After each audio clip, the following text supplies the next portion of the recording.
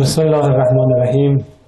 عرض سلام و صبح بخیر و خدا قوت دارم خدمت همه فرماندهان عزیز و قدرتمند ارتش جمهوری اسلامی ایران. از همه تلاش هایی که در این چند روزه جنگ با رژیم صهیونیستی انجام دادید، خودتون فرماندهان پرصلابت و پرقدرت ارتش در اقصانقاط کشور و رزمندگان عزیز و جانبرکفمون، صمیمانه تقدیر و تشکر میکنم و آرزوی سلامتی برای همه شما دارم. به روح پرفتوح شهدای عزیزمون، علل خصوص شهدای این جنگ، درود میفرستیم.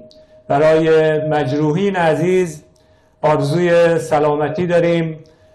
خواهشم از شما این هست که نهایت تلاش رو برای رسیدگی به خانواده معظم شهیدان و مجروحین عزیزمون داشته باشید. کارهایی که در این چند روزه انجام دادید کارهای بسیار ارزشمندی بود.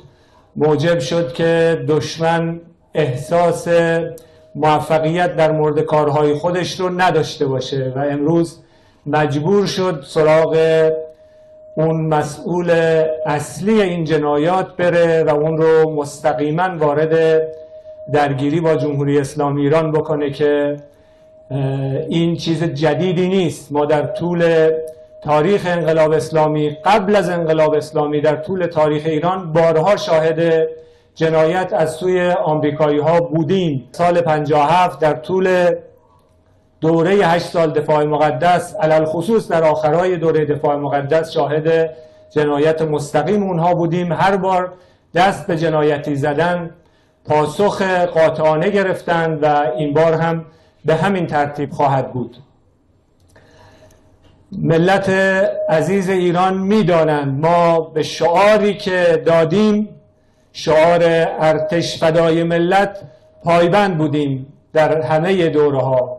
کار بزرگ اونها در روز جمعه این مسئولیت ما رو دوچندان کرد و مضاعف کرد. ما سپاسگزار و قدردان این ملت بزرگ و بصیر هستیم.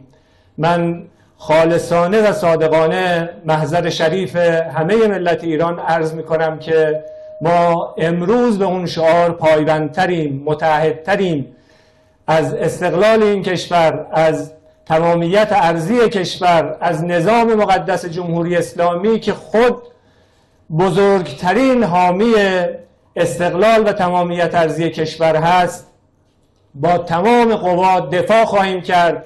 برای پیروزی خواهیم جنگید.